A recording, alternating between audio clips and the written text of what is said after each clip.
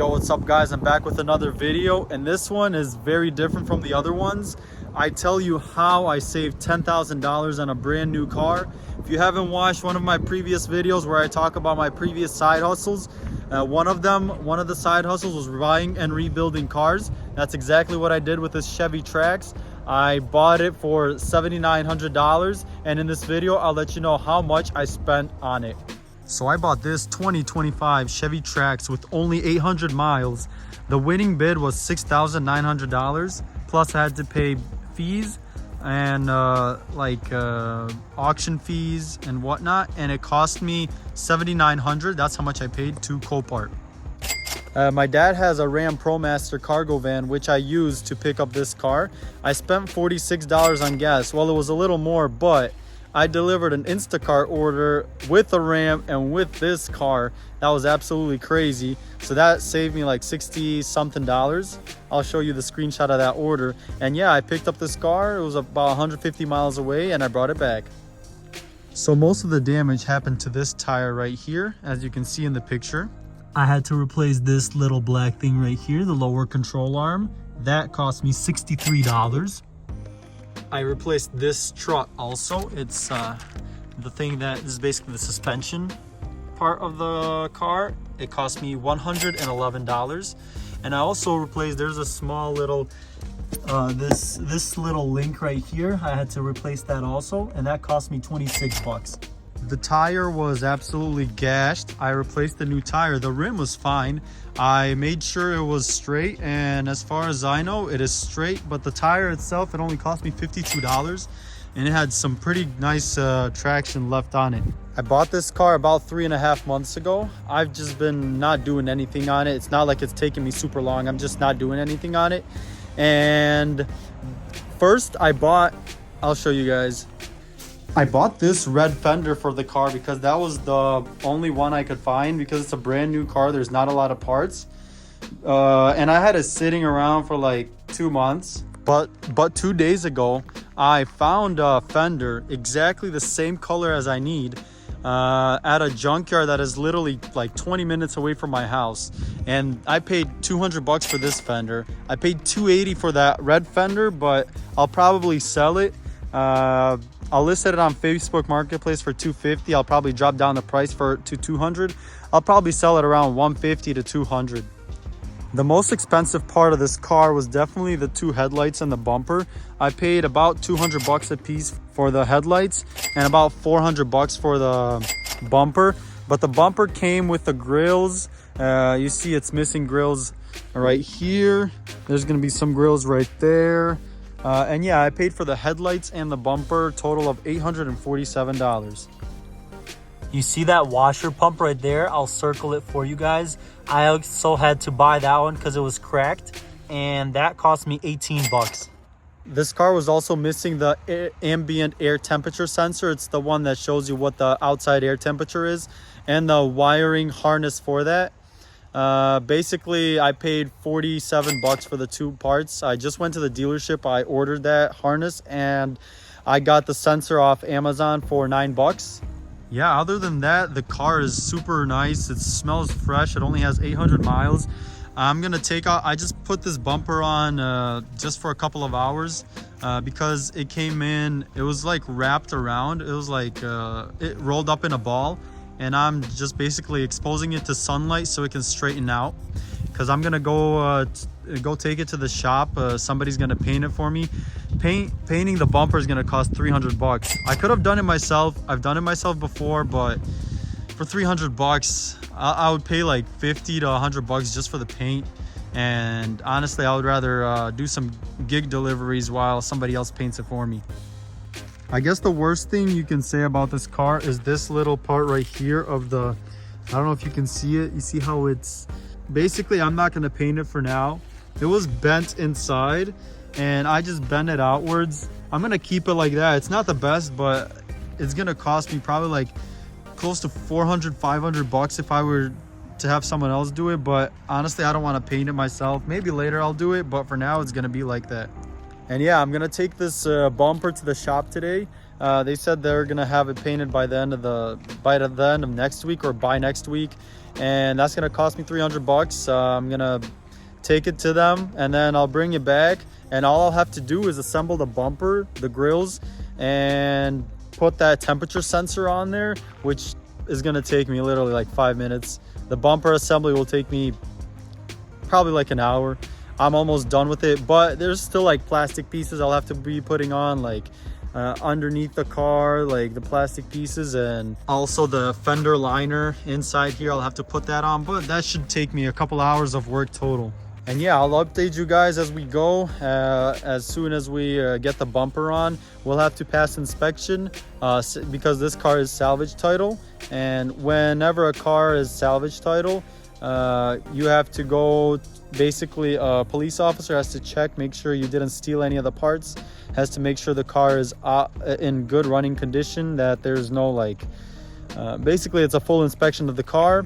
And that's what we're gonna do, probably maybe next week if we can do it. I'll just keep you guys updated. That's something I do with all my cars, including this one. This car only had 20,000 miles and it cost me about 9,000 to get it up to running speed.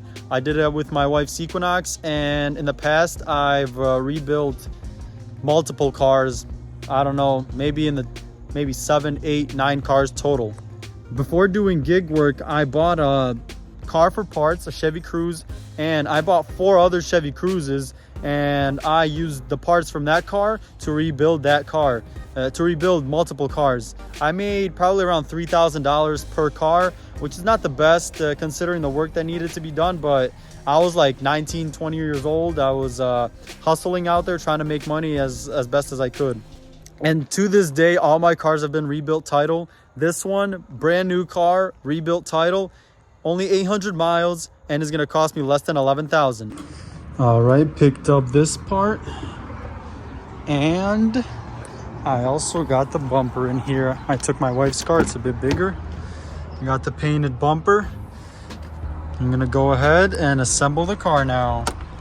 All right, guys, got a bunch of plastic pieces here. Got the painted bumper, got another grill, got some more plastic pieces there. I'm gonna assemble this right now.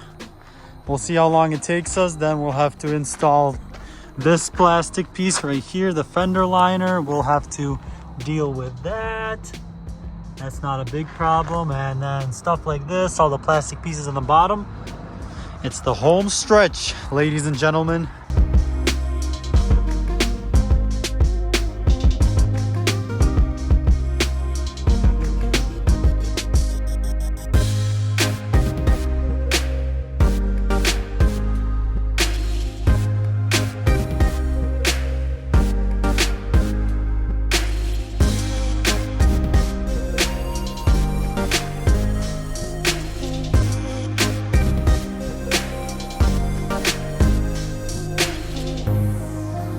I'm underneath the car today, putting in these small bolts, securing the bumper, securing all the plastic pieces, and we're gonna be done today. Oh yeah.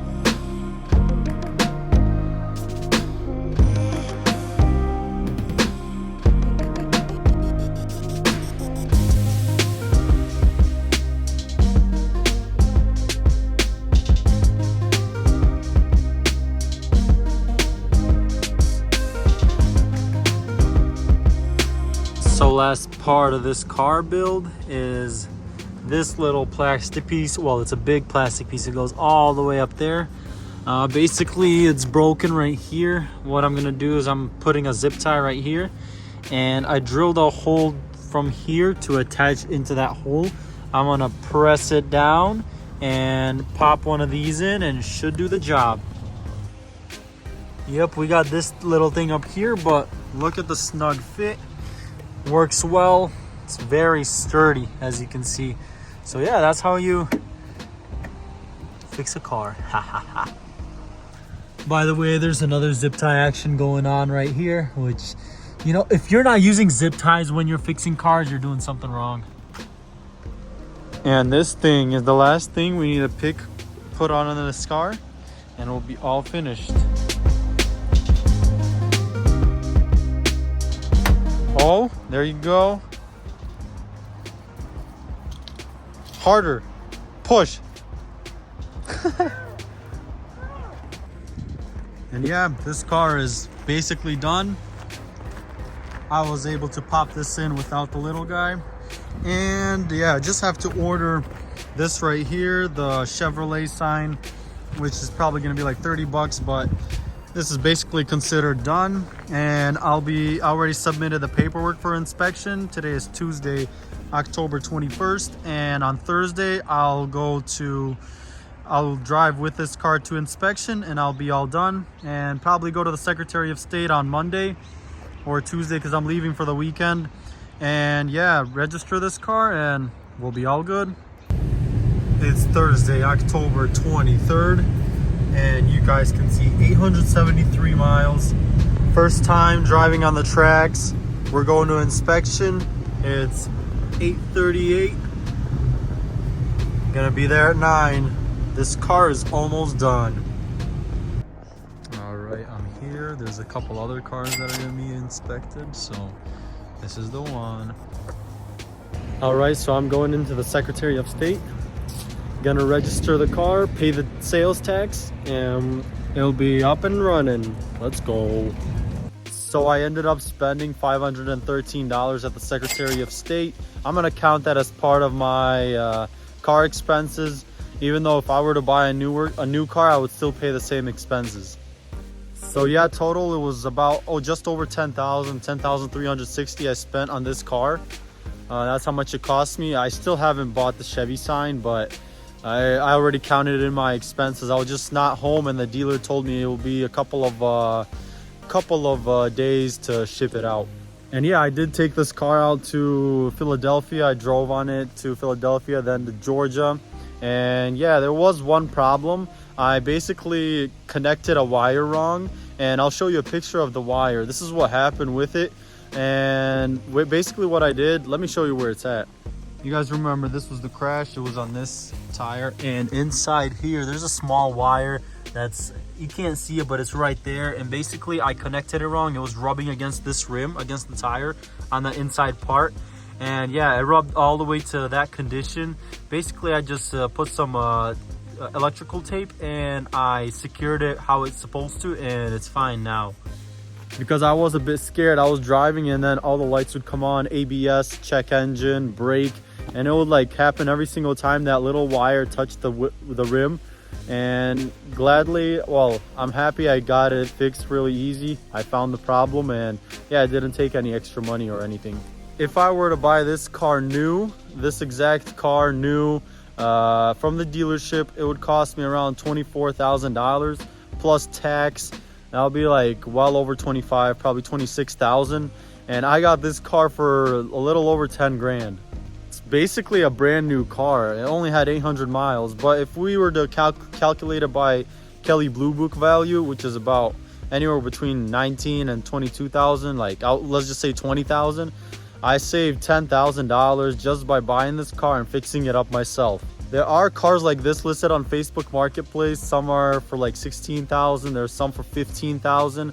And yeah, I could probably buy that one too, but you just never know how somebody fixed the car. So it might be good, it might not be. You just got to inspect it. But if I were to sell this car, I could probably sell it like on the low end 15,000, maybe 16,000 if I'm lucky.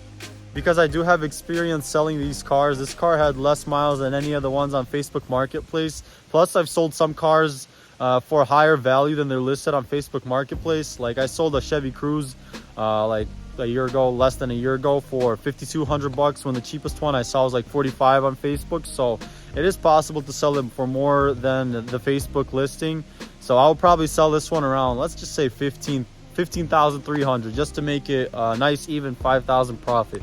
If you guys stuck along for this video all the way to the end, let me know if you like it. If you guys enjoy this video, I might do a video of where I'm gonna sell the Equinox. I'll let you guys know how much I bought it for, how much I drove on it, how much miles I put on, and I'll get you all those details.